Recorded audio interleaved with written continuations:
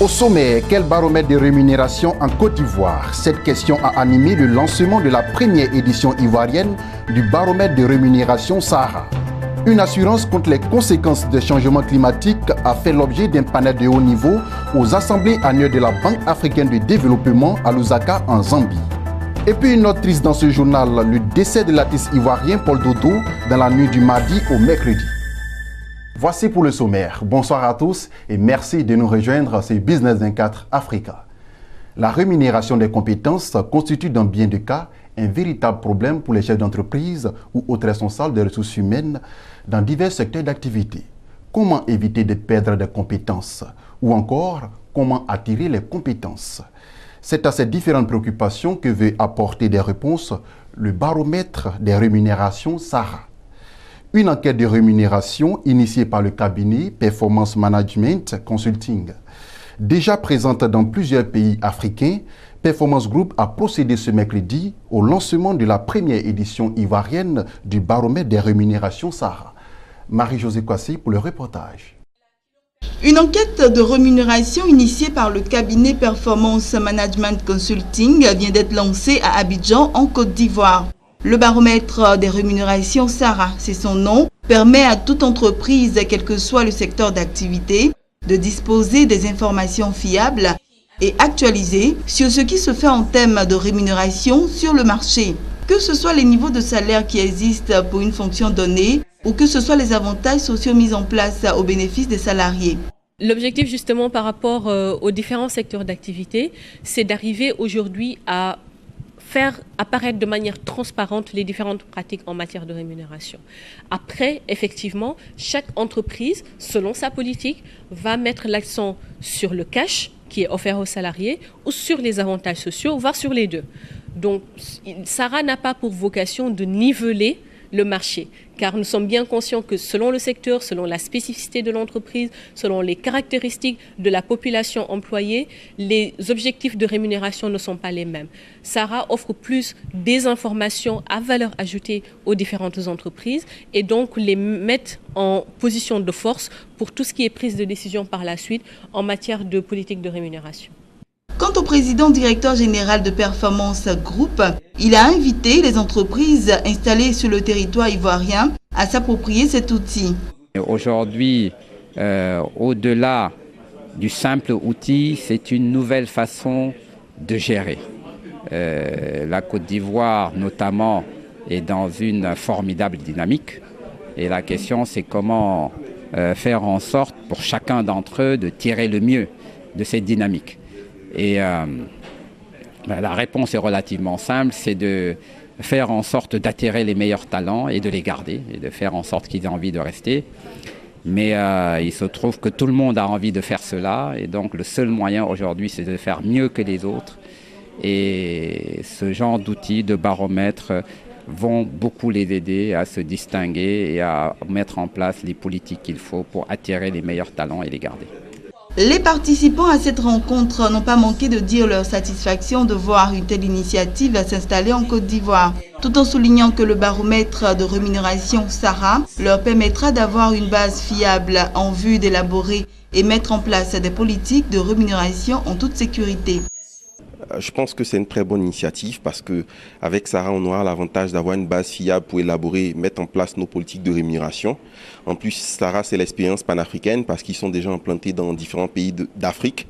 Donc, ça pourra nous permettre pour des groupes internationaux comme la Société Générale de nous positionner par rapport à des filiales en Côte d'Ivoire, mais aussi des filiales dans d'autres pays d'Afrique. La démarche est fantastique parce que tout le monde a besoin d'informations, surtout au niveau des ressources humaines où on a besoin de performer de plus en plus, on nous demande des comptes rendus, etc. Donc avoir des données pertinentes sur des panels assez représentatifs, c'est hyper intéressant. La deuxième chose, c'est que c'est fait au niveau panafricain. Donc ça, c'est quand même assez intéressant pour les boîtes qui sont en train de s'étendre dans la sous-région. Et la dernière chose, ils ont quand même une sacrée expérience en termes de conseils, de collecte des données et de confidentialité. Déjà présent au Sénégal et au Gabon, le baromètre des rémunérations Sahara a rencontré l'assentiment d'entreprises issues de divers secteurs d'activité. Fort de sa réussite, le baromètre de rémunération Sahara à travers Performance Group compte s'étendre à tous les pays du continent africain. Sécheresse, Inondations, désertification, les conséquences du changement climatique sont bel et bien sur le continent africain. Nombreux sont les pays qui font face à la famine et aux inondations. Du coup, l'idée de souscrire à une police d'assurance séduit de plus en plus. L'assurance contre les conséquences du changement climatique a fait l'objet d'un panel de haut niveau aux assemblées annuelles de la Banque africaine de développement à Lusaka, en Zambie. La mutuelle panafricaine de gestion des risques, en abrégé ARC, fait son chemin.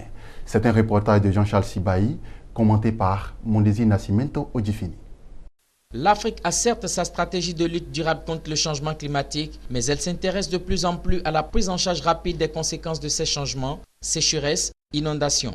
Le financement des risques liés aux catastrophes naturelles était au centre de ce panel de haut niveau. Des témoignages ont ému les participants. La Mauritanie et son combat contre l'inondation, où une région a reçu en 24 heures toute la pluviométrie de l'année. Le Kenya et le Sénégal, où leur lutte permanente contre la sécheresse qui menace de plomber l'économie. Aujourd'hui, dira les panélistes constitués de ministres en charge de l'économie du Sénégal, de la Mauritanie, du Kenya, d'Éthiopie et de la Côte d'Ivoire, les États africains doivent souscrire à une police d'assurance. D'où le soutien à une initiative régionale appelée ARC, la mutuelle panafricaine de gestion des risques. Agence de l'Union africaine, l'ARC est un programme d'assurance qui offre aux gouvernements africains de l'accès à des fonds pour intervention rapide contre les catastrophes climatiques. Une crise sur 10 ans peut affecter 4 points du produit intérieur brut. Vous imaginez, quand la croissance annuelle est de 4% à peu près en moyenne en Afrique, en Europe elle est beaucoup moins, et qu'on perd tout ça en une seule année, c'est grave. Donc c'est ainsi que les Africains ont commencé à réfléchir et à se dire qu'il fallait trouver une solution qui est effective mais aussi qui est durable. Et l'approche de la mutualisation des efforts pour financer un mécanisme d'assurance a été adoptée. Donc c'est ainsi que grâce à un logiciel qui permet de déterminer le profil de risque du pays, on peut d'une part définir de façon très précise le coût d'assurance pour protéger les populations rurales. Deuxièmement, l'approche permet aussi une pré-planification à terme, de façon que quand le risque arrive, nous sommes déjà prêts. Et nous avons les ressources, et la combinaison des deux fait que les populations qui sont affectées peuvent bénéficier d'un amortisseur qui leur permet de revenir à leur niveau de vie précédant la crise assez rapidement. L'appel que j'ai à lancer, c'est d'abord aux États membres de l'Union africaine eux-mêmes. Vous avez créé une institution parce que vous avez cru à un modèle. Cette institution a commencé à fonctionner. Elle commence à faire ses preuves. Il faut adhérer à ARC. À cette tribune sur les risques liés au changement climatique, la Côte d'Ivoire a présenté sa stratégie tout en y intégrant la prise en charge des sinistrés des catastrophes. Comme on le dit couramment, le succès économique de la Côte d'Ivoire repose sur l'agriculture. L'agriculture et le climat sont très liés. Donc s'il y a un changement au niveau du climat, c'est un risque réel auquel la Côte d'Ivoire, à l'instar des autres États, doit faire face. Qu'avons-nous fait depuis que nous avons connu les premières sécheresses dans les années 80 et 90? Le gouvernement ivoirien a utilisé comme stratégie d'investir dans la recherche agronomique pour pouvoir trouver des plans qui s'adaptent à cet environnement. C'est ainsi qu'aujourd'hui, nous avons de nouvelles variétés. Le panel de haut niveau sur les financements des risques liés aux catastrophes naturelles et au changement climatique s'est soldé par une double signature. L'ARC a signé une lettre d'intention avec la Banque africaine de développement et un protocole d'entente avec la Conférence interafricaine des marchés d'assurance CIMA, l'organisme de réglementation et d'assurance pour les 14 États africains francophones. La signature est considérée comme une étape importante vers la collaboration entre les entités gouvernementales et les entreprises d'assurance privée en Afrique occidentale et centrale. Il est bon de noter que, selon la Banque mondiale, les coûts liés à l'adaptation au changement climatique sont compris dans la fourchette allant de 14 milliards à 17 milliards de dollars US par an entre 2010 et 2050 pour s'adapter à un réchauffement climatique d'environ 2 degrés Celsius d'ici à 2050. Comme nous vous l'annoncions en titre, la mort a encore frappé le milieu du showbiz ivoirien. Paul Dodo n'est plus. L'ex-membre de l'OUA, L'orchestre de l'Université d'Abidjan dans les années 80, ex-président de l'Association des musiciens de Côte d'Ivoire, ex-membre du conseil d'administration du Bureau ivoirien du droit d'auteur, Paul Dodo a tiré sa révérence dans la nuit du mardi au mercredi des suites d'un arrêt vasculaire cardiaque. Paul Dodo, auteur du célèbre titre Zéa Zéa, enregistré en 1981 à Paris avec Tibus Kofi, Momo Louis, Abou Smith, Maoula Koudou. Ce titre a notamment été choisi comme chanson imposée à la célèbre compétition musicale ivoirienne Star Karaoke. Adieu Zegbeyi, adieu l'artiste.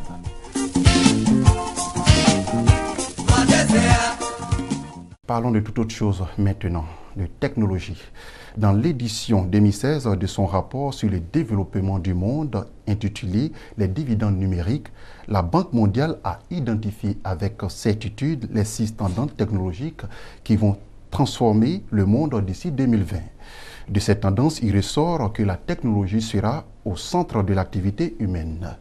Ces 6 tendances sont la 5G, l'intelligence artificielle, la robotique, les véhicules automatiques, l'Internet des objets, l'imprimante 3D. Voilà, c'est ici que se referme ce journal. Merci de nous avoir suivis et continuez de vous informer sur la première chaîne panafricaine d'information économique, Business 24 Africa.